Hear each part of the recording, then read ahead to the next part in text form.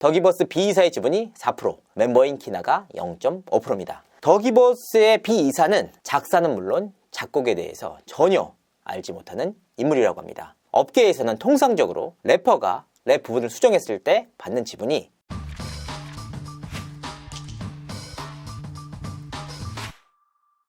시청자 여러분 안녕하세요. 연예대통령 이진호입니다. 걸그룹 피프티를 둘러싼 논란이 계속해서 가열되고 있습니다. 앞서서 제가 수차례 강조해왔던 한 가지 사실이 있습니다. 무엇보다 반론이 중요하다. 전홍준 대표의 입장과 어트랙트 측의 입장은 명확하게 전달이 됐습니다. 하지만 그 의혹에 대해서 핵심 당사자인 안성일 대표가 어떤 입장을 밝히는지, 어떤 입장을 가지고 있는지 이 부분이 핵심이다. 그래서 저는 안성일 대표에게 수차례 컨택을 해왔습니다. 가장 핵심이 되는 쟁점에 대해서 안성일 대표에게 직접 물었고 안성일 대표가 이 질문에 대해서 답을 해왔습니다. 그래서 그 내용에 대해서 오늘 단독으로 시청자분들에게 전달드리도록 하겠습니다. 바이아웃이 레이블딜의 일종이라고 입장을 밝히셨습니다. 그런데 다수의 업계분들에게 확인을 해본 결과 레이블딜과 바이아웃은 확실하게 다르다라는 입장을 보이셨습니다. 어떤 의미에서 바이아웃이 레이블딜의 일종이라고 하신 건지 궁금합니다. 당사는 어트랙트를 위해서 여러 기업과 파트너 사이에서 브릿지 역할을 했습니다. 레이블딜은 주로 미국이나 영국 같은 해외에서 레코드사와 아티스트, 레이블 간에 이루어지는 계약으로 그 형태로는 여러 종류와 세부 조건들이 있습니다. 논의 과정에서 협의를 하여서 세부 조건과 형태 등을 결정합니다. 전홍준 대표의 요청으로 레이블 딜에 대해 논의를 하게 되었고 워너뮤직과 어트랙트 간의 레이블 딜을 위해서 연결을 시켜드렸습니다. 계약의 세부 사항은 워너뮤직과 어트랙트 간의 협의 사항입니다. 논의 중 세부 내역과 협의 내용에 따라서 레이블 딜의 형태가 바뀔 수도 있습니다. 상세 내용은 어트랙트와 워너뮤직이 직접 이야기를 나누었고 그 과정에서 여러 옵션 중에 워너에서 바이아웃을 제안했으나 전홍준 대표는 거절을 했습니다. 이후 선급급 형태로 전환된 것으로 알고 있습니다. 따라서 바이아웃이 레이블 딜의 일종이라 정의 내림이 아닌 협의사항에서 나올 수 있는 옵션 중 하나임을 말씀드리고 싶었습니다. 어트랙트와 소통한 명백한 자료가 있으니 해당 부분은 오해가 없으셨으면 좋겠습니다. 그러니까 본인은 연결만 시켜줬을 뿐 바이아웃 등 세부 사항에 대해서는 워너뮤직 코리아와 전홍준 대표가 낸 일이다. 본인과는 관련이 없다는 내용입니다. 그런데 말입니다. 전홍준 대표를 살린 녹취록을 보도록 하겠습니다. 제가 그 안성일 대표한테는 전에 바이아웃을 하는 걸로 저희가 200억 제안을 드린 게 있어요. 전 못 들어봤습니다. 못 들어보셨다고요? 예. 바이아웃이라는 게 뭐예요? 아니 레이블을 뭐 어떤 거를요? 그러니까 저희가 다 보통 표현으로 하면은 그 아이들을 다 이제 인수하고 뭐 이런 식으로 말씀을 드린 거. 바로 이 지점에서 전홍준 대표는 워너뮤직 측과 안성일 대표가 그 어떤 얘기를 나눴는지 아무것도 알지 못합니다. 특히나 200억 원이란 구체적인 액수가 나오는데요. 그 금액에 대한 대가로 멤버들의 권리를 100% 가져온다는 언급을 합니다. 전홍준 대표는 모르는데. 그러니까 이번 사안은 레이블 딜의 일종이라고 보기보다는 바이아웃이 논의됐고 이 내용을 확인하는 과정에서 추후 선급급 형태로 전환된 것일 뿐 안성일 대표와 워너뮤직 코리아 간에 나눴던 대화는 바이아웃이 주된 내용으로 보인다는 겁니다. 저작권 문제에서도 궁금한 사안이 있는데요. 큐피드 이 곡을 언제, 얼마를 주고 어떻게 사오신 건지 궁금합니다. 가능하면 인보이스 관련 자료들을 확인할 수 있다면 더 좋을 것 같습니다. 큐피드 원곡의 저작권 및 곡비 지급권에 대해서는 제3의 아티스트를 위해 거래한 것이기 때문에 피프티하고는 무관합니다. 이와 관련해서 원곡 퍼블리셔와 소통한 자료가 충분하기 때문에 오해가 없으셨으면 좋겠습니다. 퍼블리셔와 처음으로 소통한 일자는 2022년 4월이며 5월에 피프티가 아닌 타 아티스트를 위한 사용 가능 여부를 확인했습니다. 이후 곡의 편곡 작업을 진행했습니다. 큐피드 저작권 양수도 계약 논의는 2022년 12월 초에 시작해서 작가 승인 및 계약서 작업을 진행했습니다. 유튜버가 가정한 것처럼 단돈 몇천 불에 저작 권리를 가져온 게 아닙니다. 곡의 사용료 9,000불보다 훨씬 큰 금액을 적법하게 지불했습니다. 곡비와 저작권은 완전히 다른 개념입니다. 관련 자료 및 인보이스는 법원에 제출할 자료로 담당 변호사에게 전달했습니다. 인보이스와 같은 자료는 변호인단의 의견에 따라 전달드리기 어려운 점 양해 부탁드립니다. 따라서 어트랙트에서 주장하고 있는 내용이 허위사실임을 법적으로 명백하게 밝히겠습니다. 제가 안성일 대표의 이번 해명에 대해서 사실 확인을 위해서 무려 5명의 퍼블리셔 전문가들과 통화를 했습니다. 하나하나 따져보고 하나하나 검토해봤습니다. 그 결과 안성일 대표의 해명 자체는 법적으로 아무런 문제가 없었습니다. 다만 많은 분들이 관심을 갖고 있는 분야 중에 하나가 이 9,000불로 저작권의 권리를 전부 사올 수 있느냐, 이 부분에 대해서는 퍼블리셔 전문가들도 입장이 엇갈렸습니다.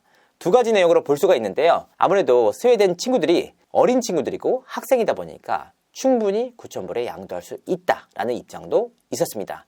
하지만 이 의견은 소수였습니다. 다수의 관계자들은 9,000불로 곡비를 지급할 수는 있지만 저작권 권리를 모두 가져왔다고 보기에는 낮은 액수다. 통상적으로는 3만 불에서 5만 불 이상이 쓰이기도 한다. 그러니까 이 9,000불이 저작권 양수도 계약을 맺을 때 쓰일 수는 있겠지만 전부로 쓰였다고 보기는 어려울 정도로 낮은 금액이라는 겁니다. 자, 앞서서 말씀드리지 않았습니까? 법적으로 이 해명이 아무런 문제가 없다. 그럼에도 불구하고 퍼블리셔 전문가들이 이해 못하는 4가지 사항이 있었습니다. 그 내용은 이렇습니다. 첫 번째, 원 저작권자가 있는데 대체 왜 저작자의 이름으로 안성일 대표의 본인 이름이 올라가 있는지. 사실 저작권의 권리를 사온다는 개념과 저작자의 실명을 쓴다는 개념은 완전히 다른 내용입니다. 그런데 이 사안 역시 좀 더 두고 봐야 한다. 왜냐하면 안성일 대표와 원 저작권자인 스웨덴 작곡가 3인이 계약을 통해서 우리 성명 표시 원치 않는다, 당신이 원하는 대로 해라 라고 했을 가능성도 분명하게 있다. 그러니까 이 부분에 대해서도 예를 들어주셨습니다. 한 교수가 논문을 쓰는데 자신의 제자가 쓴 논문을 본인 이름으로 올린다 라고 가정을 해봅시다. 그런데 이 제자가 문제 제기를 하지 않는 이상 법적으로 문제될 하등의 이유가 없다. 제3의 인물들이 아무리 의혹을 갖고 문제 제기를 해도 당사자가 나서지 않는 이상 문제 삼기 어렵다. 다만 분명한 것 한 가지는 퍼블리셔 전문가들 다수가 이렇게 원 저작권자가 있는데 원 저작권자의 이름 대신 이 곡을 들여온 인물이 자신의 저작권자로 등록하는 경우는 한 번도 보지 못했다고 합니다. 한 번도 못 봤대요. 구조상 있을 수는 있다. 하지만 20, 30년 동안 이 업계에 있으신 분들도 한 번도 못 본 사례다. 두 번째는 이 녹취를 먼저 들어보시면 편할 것 같습니다. 야, 그 네가 외국에서 곡 샀다고 했잖아. 그래서 그랬더니 저작권 옆에 얘네들이 내가 거짓말을 하는지 진짜인지 조사를 했는데 네. 안성일, 시안, 이렇게 돼 있다는 거야. 그래서 우리 안성일 대표인데 외국 작곡가 이름이 없으니까 확인차 전화가 온 거예요. 아, 퍼블리셔 등록 때문에 그렇게. 네, 그게 왜 맞습니다. 지금 네. 안 돼 있는지 아직 등록이 이제 그게 다 올라가면은 그 퍼블리셔 이름으로 다 등록이 다시 다 이제 옮겨지는 거죠. 근데 네. 지금 2달 됐는데 아직도 안 올라갔어요? 1집 때 거요? 아니면 2집 아니 때 거요? 요번에 큐피트 그건 한 3개월 걸려요. I'm so 네. sorry.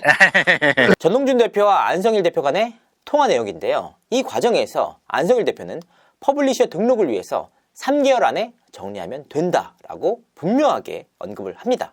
그런데 퍼블리셔 전문가들은 바로 이 지점에서 고개를 저었습니다. 아니, 대체 왜 3개월을 얘기했을까? 일단 콘카에서는 이렇게 권고하고 있다고 합니다. 곡의 발표 이후 한 달 안에 저작권 관련한 사항을 등록시켜달라. 그런데 이 한 달도 머스트가 아니에요. 권고사항입니다. 왜냐하면 원활한 저작권료 지불을 위해서 권고를 하는 사항이지 반드시 한 달 안에 이루어져야 한다는 규정은 없다는 겁니다. 그런데 여기서 더욱 놀라운 사실은 3개월의 규정을 갖고 있는 기한이 아무것도 없다는 겁니다. 콩카에는 그 어떠한 규정에도 3개월 안에 뭘 등록시켜라, 변경시켜라 하는 것이 없다고 합니다. 그 추후에도 충분히 등록시킬 수 있고 변경할 수도 있다. 특히 외국 저작권자의 경우에는 국내의 관련법을 잘 모를 수도 있지 않습니까? 그러니까 국내 대리인이 진행을 해주는데 만약 아직도 대리인을 찾지 못했다면 비회원으로 등록을 하면 된다고 합니다. 이 경우에는 콩카 측이 빨리 국내 퍼블리셔를 찾아서 등록을 시켜달라고 요청을 하는데요. 하지만 안성일 대표의 경우에는 3개월이라는 명확한 기한을 제시합니다. 그런데 이 3개월의 이유에 대해서는 아는 사람이 아무도 없다. 그 어떠한 규정도 없는데 대체 왜 이 3개월을 명확하게 짚었는지 확인할 수가 없다. 다만 흥미로운 사실은 안성일 대표와 전홍준 대표 간의 이 통화를 나눈 시점이 4월달입니다. 그로부터 3개월 후 피프티 멤버들은 소속사에 전속계약 가처분 신청을 진행하게 됩니다. 딱 3개월 걸렸습니다. 세 번째는 바로 안성일 대표의 태도입니다. 안성일 대표가 이 곡을 스웨덴 작곡가로부터 100% 양도받는 것, 그 계약을 하는 것 자체는 적법합니다. 아무런 문제될 게 없습니다. 문제는 이 사안을 안성일 대표가 전홍준 대표에게 그 어떠한 언급조차 하지 않았다는 겁니다. 외주 용역계약서를 살펴보면 을인 덕이버스 측이 걸그룹 프로젝트 과정에서 일련의 사안에 대해서 갑인 어트랙트 측에 보고를 하게 되어 있습니다. 그러니까 2022년 12월 달에 이루어졌다면 걸그룹 프로젝트 진행 과정에서 이루어진 일이다 보니까 당연히 저작권 양수도 계약에 대해서 전홍준 대표에게 보고할 의무가 있다는 겁니다.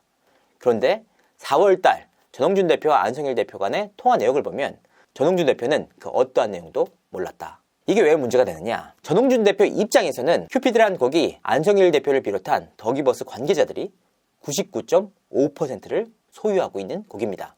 그런데 이 곡을 홍보하고 마케팅하고 쓰는데 드는 비용은 전부 어트랙트 측이 냅니다. 그러니까 안성일 대표가 소유하고 있는 곡을 홍보하기 위해서 어트랙트 측이 모든 비용을 지불한다. 그 내용을 사전에 알았다면 어트랙트 측과 안성일 대표가 충분히 협의를 통해서 더 좋은 결과를 도출해낼 수 있음에도 불구하고 안성일 대표는 어트랙트 측에 그 어떠한 고지조차 하지 않았다. 자, 네 번째, 퍼블리셔들도 이해하기 힘들어했던 또 한 가지 사실.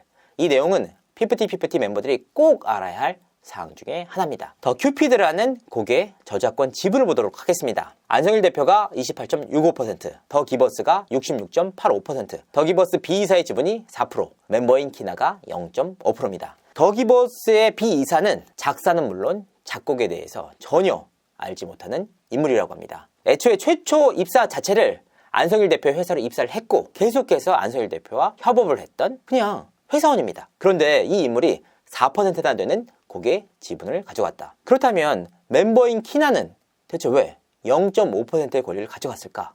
확인을 해보니까 키나는 큐피드의 랩 부분에 대해서 작사에 참여를 했습니다. 그러니까 랩 부분에 대해서 키나가 직접 참여를 해서 수정을 했다라는 내용인데요. 그런데 키나에게는 0.5%의 지분이 주어졌습니다.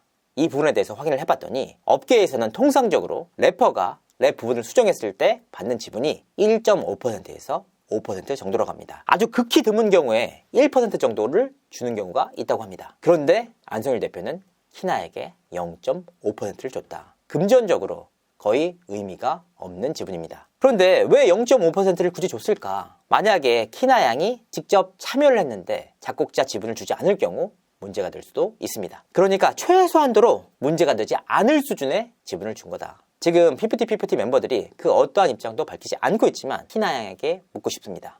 이 사실을 알고 있었는지를 말이죠.